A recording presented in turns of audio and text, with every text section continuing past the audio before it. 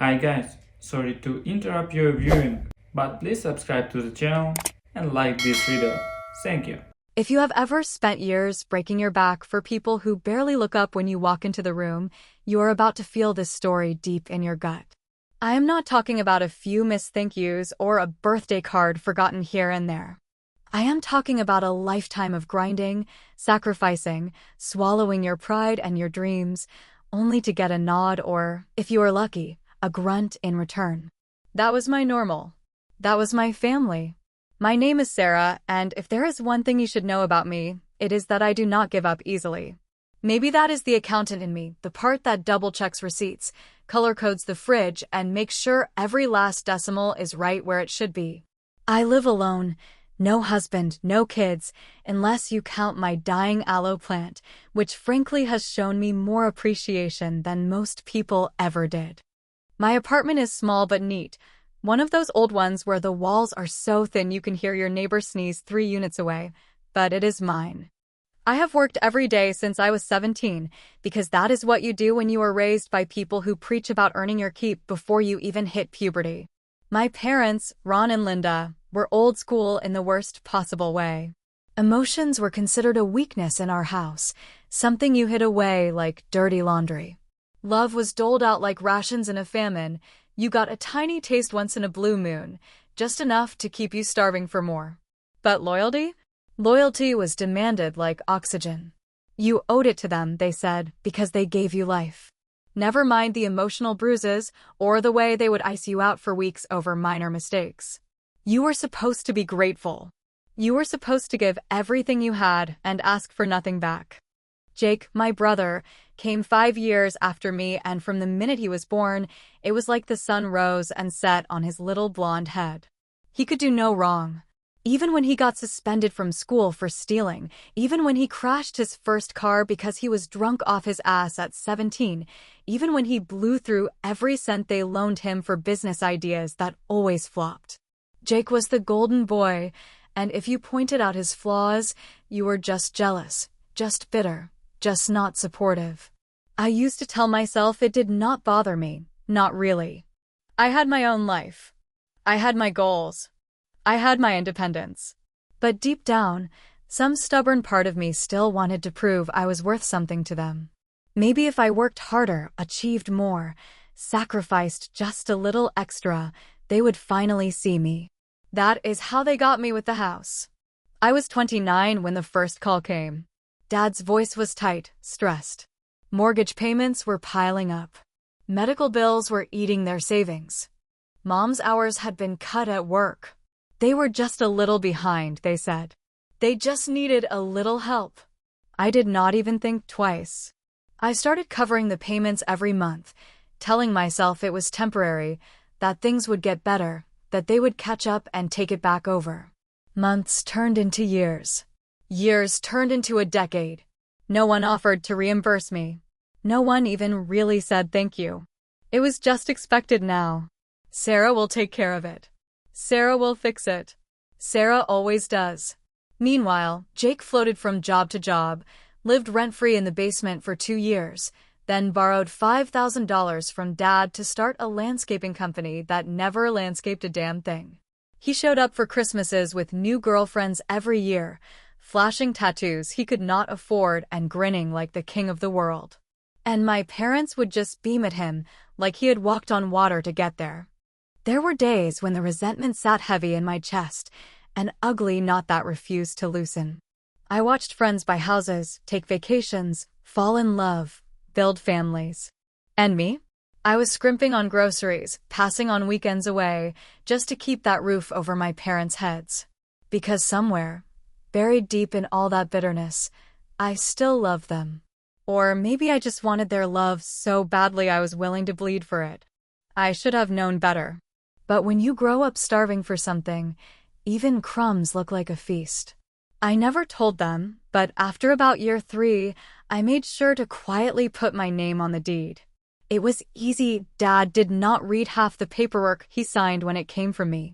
"You're the smart one," he always said, tossing documents across the table with a grunt. That small technicality sat quietly in my back pocket for years, forgotten most days, a silent insurance policy I prayed I would never need. Looking back, maybe part of me already knew how this would end. Maybe that is why I protected myself, even if I could not admit it then. When you spend your whole life getting the short end of the stick, you eventually learn to hide a sharp one up your sleeve. And God help the ones who forget you have it. Because I might have been the dutiful daughter, the fixer, the doormat for 39 years, but even a doormat gets sick of being walked on. And when I finally decided to stand up, I did not just stand up. I flipped the damn table over. Christmas had always been a complicated thing in our family, something stitched together with the stiff thread of old traditions, high expectations, and quiet resentments wrapped up in shiny paper. Every year I told myself maybe this would be the year it felt different, that the cold distance in the air would somehow thaw, that maybe we would act like a real family instead of a group of strangers playing assigned roles out of obligation. This year, more than any before, I had let myself hope just a little too much. I spent more than I should have on a new TV for my parents, a big flashy model with a screen so clear you could practically see the pores on the actors' faces. It hurt my budget badly, but part of me thought maybe it would matter. Maybe it would finally tip some invisible scale in my favor. Maybe they would see me not just as the responsible one or the one who fixed problems, but as the daughter who loved them enough to bleed herself dry for them. The drive to their house was long and heavy, the sky a thick, pewter gray that threatened snow with every mile I crossed. I played Christmas music softly in the background, even sang along when no one could hear me, trying to conjure up that feeling you are supposed to have when you are going home for the holidays. But underneath it all, my stomach twisted with a strange kind of dread I could not quite name yet. When I pulled up to the house, it looked the same as it always did, a little worn at the edges, a little tired but still standing, thanks in large part to my checkbook. I carried the heavy TV box up the front steps alone, slipping slightly on a patch of ice because of course nobody thought to salt the walkway. Inside, the house smelled like it always did this time of year, pine candles burning too strong, a ham roasting in the oven, the low roar of football from the living room.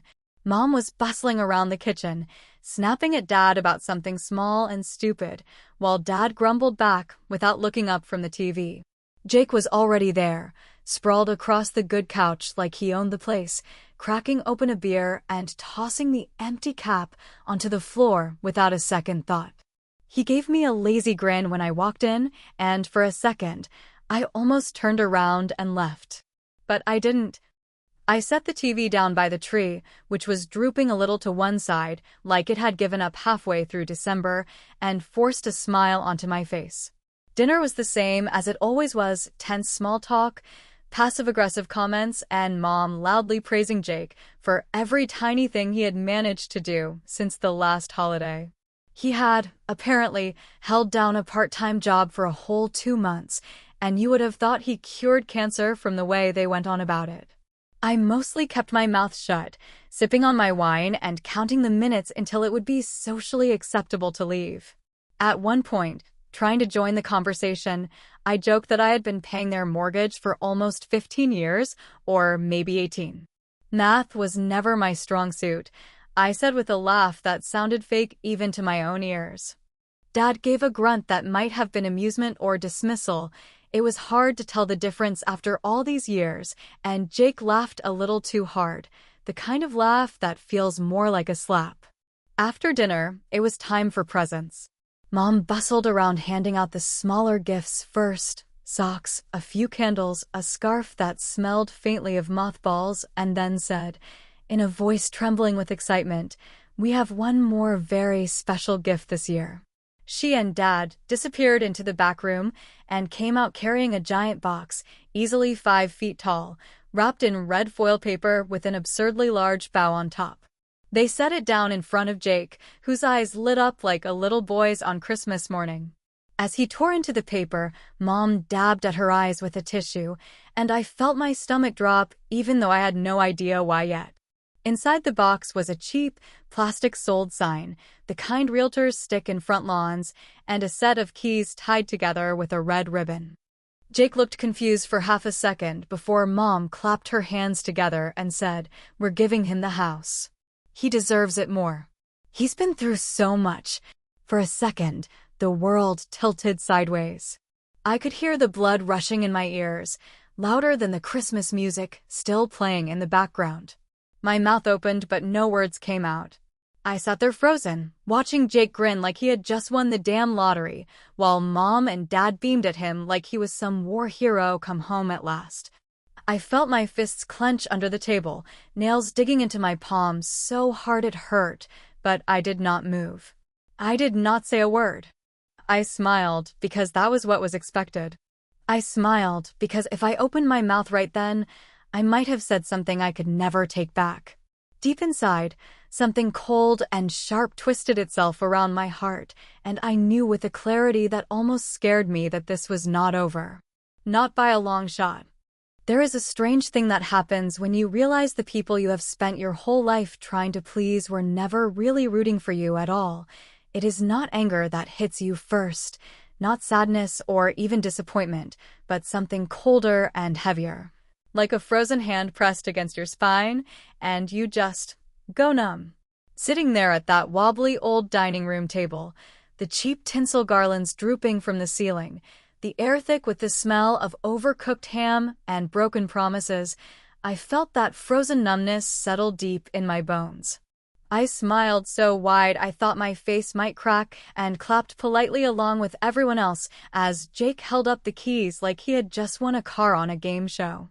Mom wiped her eyes, sniffling loudly into a paper napkin, while Dad gave Jake a firm, backslapping hug that he had never, not once, offered me. Not for any graduation, not for any promotion. Not for any of the damn times I showed up and did the right thing without anyone asking. They were so busy celebrating Jake's achievement, and let's be honest here, 3 months at a car dealership was hardly a Nobel Prize, that none of them noticed the way my hands had gone still in my lap, or the way my jaw tightened slightly with every fake laugh that filled the room. I watched Jake swagger around the living room, telling a story about some big sale he made, embellishing every detail like he was pitching it to a movie producer instead of his own family. Dad nodded along proudly, Mom beamed like he had just come home from war, and I sat there invisible, forgotten, and, for once, perfectly fine with it. Because the thing they did not know, the thing that made every saccharine moment easier to swallow, was that the house they thought they were giving away like some dusty old trophy was no longer theirs to give. I had made sure of that months ago, long before the thought even crossed their minds to screw me over publicly and with cake. It had started with a casual conversation, just one of those offhand remarks Dad made about getting older and not wanting to deal with paperwork. And somehow it had ended with him signing a power of attorney document I had carefully crafted with the help of a lawyer friend who owed me a favor. They had trusted me, of course they had. Sarah, the responsible one, the fixer, the human safety net. They had signed without reading a single word, barely even pretending to skim the pages before handing them back to me with a grunt and a shrug. At the time, I told myself it was just a precaution, just a way to make sure I could step in if things ever got really bad. I did not admit, even to myself, that some small, bitter seed had already taken root in my heart, whispering that one day I might need to protect myself from them just as much as protect them from themselves. That day had come. I waited until Jake had finished his 3rd beer and Mom was bustling back into the kitchen to slice into the pumpkin pie she had burned slightly, as she did every year, but never admitted. And then I pulled out my phone with the casual grace of a woman checking the weather. I scrolled for a second, pretending to be mildly distracted, and then I cleared my throat gently, just loud enough to cut through the noise. "Funny thing, Mom," I said, smiling sweetly as 3 sets of eyes turned toward me, because I already sold it last week.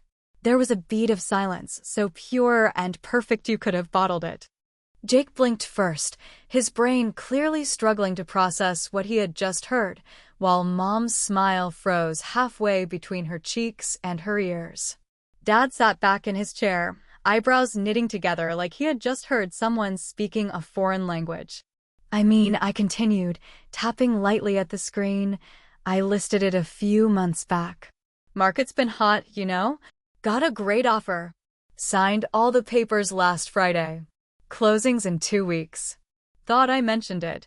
You could have heard a pin drop, or in our case, the sharp crack of Jake's beer bottle slipping from his hand and shattering on the hardwood floor. Mom made a strange, gasping sound, like a fish flopping on dry land, and Dad's face turned a shade of purple I had only ever seen once before, the time he dropped a cinder block on his foot in the backyard. Jake stood up so fast his chair toppled backward with a crash, his face twisted in a snarl that made him look almost feral. "You can't do that," he shouted, voice cracking with rage. "You don't have the right. This is our house." "Our house?" I said, tilting my head slightly, savoring the moment. Pretty sure I was the one paying the mortgage for, almost 15 years, or was it 18? Math's never been my strong suit. I smiled wider, letting the deliberate mistake hang there in the air, knowing it would drive someone crazy enough to comment later. Jake lunged toward me, probably thinking he could scare me into taking it back, but I stood up slowly, wine glass still in hand, and he hesitated just long enough for Dad to bark his name and yank him back by the arm. Mom started crying in earnest now, fat, ugly sobs that sounded less like grief and more like sheer panic. "You ruined Christmas," Dad bellowed, slamming his fist down on the table hard enough to rattle the silverware. "You selfish little bitch, you ruined everything." I took a slow, deliberate sip of my wine, the red liquid staining my lips like blood, and shrugged. "No," I said, setting the glass down gently, "you did that all by yourselves." Then I picked up my coat from the back of my chair, buttoned it calmly while they all stared at me like I had grown a second head, and walked out into the freezing December night without looking back once. Let them scream. Let them rage. Let them stew in the wreckage they had built with their own hands. I was done playing the good daughter. And for the first time in my life, it actually felt like Christmas. The thing nobody ever tells you about revenge, at least not in the movies or in those cheesy books where the bad guys get exactly what is coming to them, is that the aftermath is not clean and simple. It is ugly, messy, loud, and sometimes you end up questioning if you even won it all. I barely made it halfway down the driveway before I heard the shouting erupt behind me, the furious cacophony of my family collapsing inward like a dying star. Jake was the loudest, of course, his voice shrill and cracking with panic as he stormed after me, slipping on the icy steps in his haste and nearly face-planting into a snowbank. He hurled every insult he could think of, calling me a thief, a traitor, a cold-hearted bitch, while Mom sobbed hysterically somewhere behind him, her cries rising and falling like a siren wail through the freezing air. Dad bellowed from the doorway, one arm braced against the frame like he needed it to keep himself upright, his face a blotchy, furious red that made him look half ready to stroke out. "You can't sell the house," Jake screeched, voice hoarse from shouting. "I'll sue you. I'll take you to court, you hear me?" I stopped at the edge of the driveway, turned slowly to face him, and let out a cold little laugh that seemed to freeze in the air between us. "Good luck with that," I said, my voice flat and steady, the way I had learned to sound when delivering bad news at work. "You might want to ask an actual lawyer what power of attorney means before you waste whatever pennies you have left." Jake sputtered, his mouth opening and closing like he had a dozen arguments all fighting to come out at once, but he was too stupid or too furious to string them together into anything coherent. Behind him, Mom had collapsed onto the kitchen floor, pounding her fists weakly against the linoleum like a tantruming child, wailing about betrayal and ungrateful children and how she never thought it would come to this. Dad, however, was another story. He stepped out onto the porch, hands clenched into fists at his sides, his whole body vibrating with barely contained rage. "You think you're clever?" he shouted, his voice cutting through the night like a whip. "You think screwing over your family makes you some kind of hero?" I took a slow, deep breath, the frigid air burning in my lungs, and for a second, I almost laughed again because it was so absurd, so perfectly backwards that it almost felt like a bad sitcom. No, I said quietly, I don't think I'm a hero.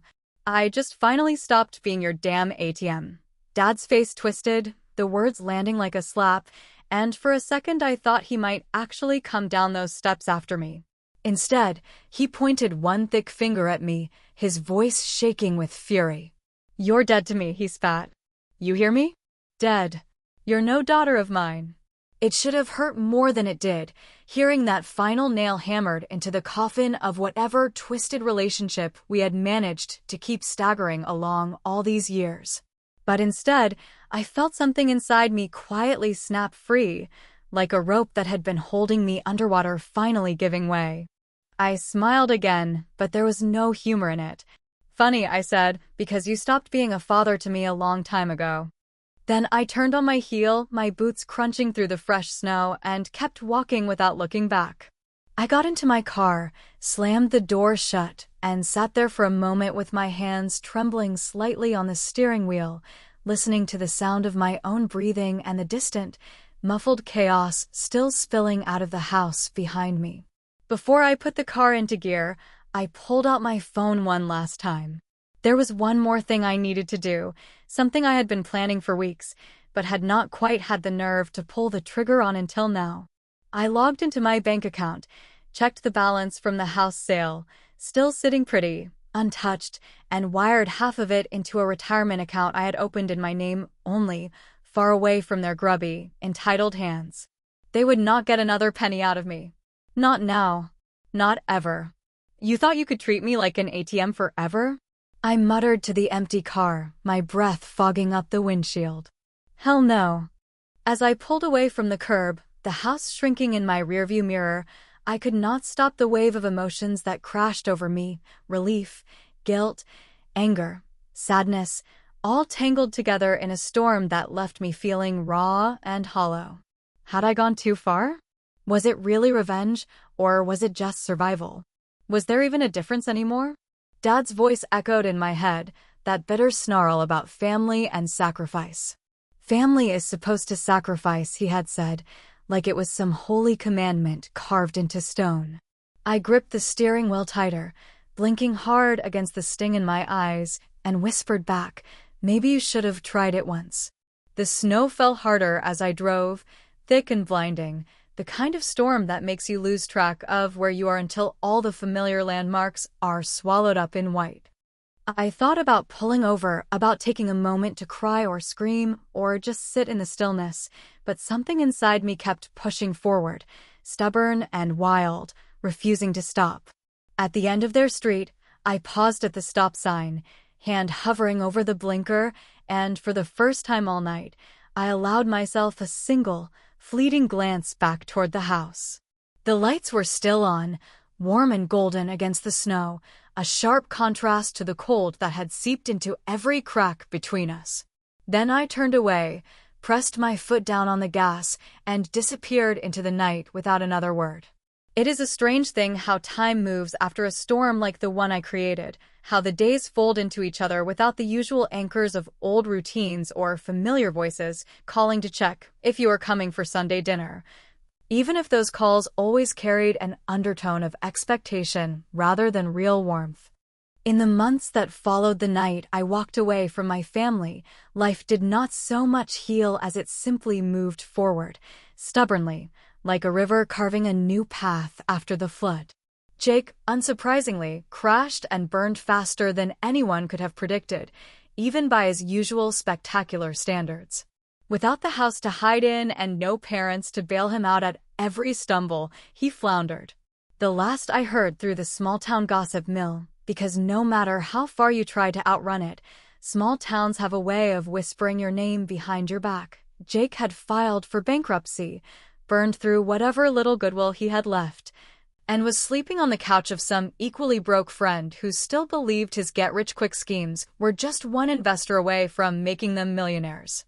As for my parents, pride kept them from calling me directly, but word got around that they had been forced to move into a cramped rental house on the edge of town, a 2-bedroom with creaky floors and no central heat.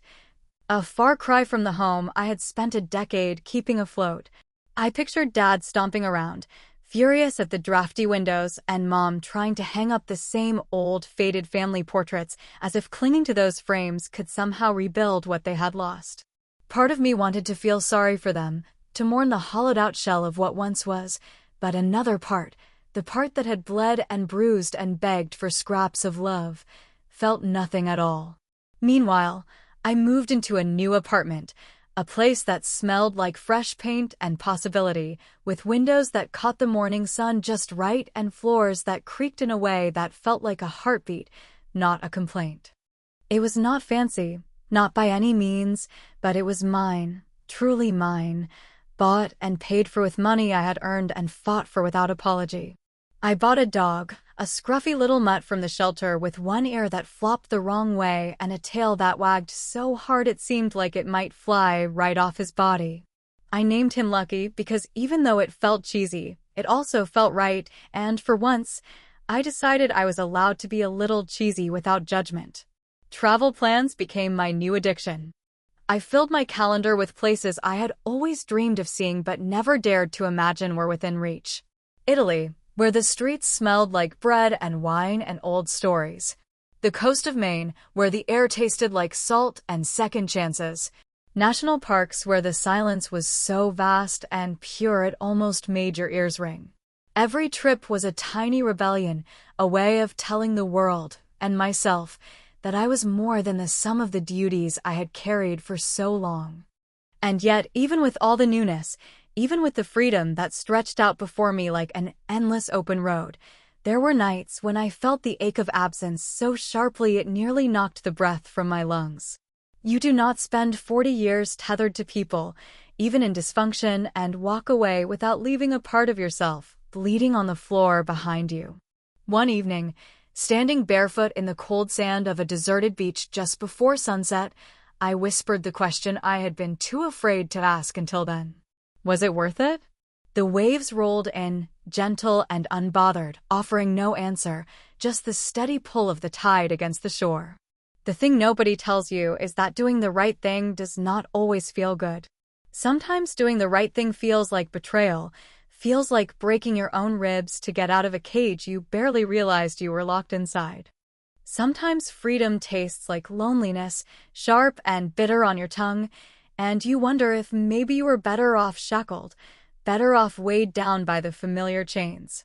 I stood there a long time, the cold seeping into my bones, Lucky sitting patiently beside me with his head tilted as if he, too, was waiting for something. Maybe waiting for me to stop looking backward. Maybe just waiting for me to throw a stick. Dogs are simpler that way. They do not understand betrayal or loyalty the way people twist it. They just know who feeds them, who walks with them, who stays. As the last light bled out of the sky, painting everything in bruised purples and bruised golds, I finally turned away from the water and started back toward the small rental car parked near the dunes. Lucky trotted after me, his paws kicking up little flurries of sand, and I thought, not for the first time, that maybe breaking free was not the end of the story.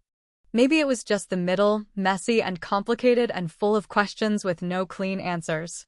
Sometimes, doing the right thing feels wrong. Sometimes, breaking free feels like breaking apart.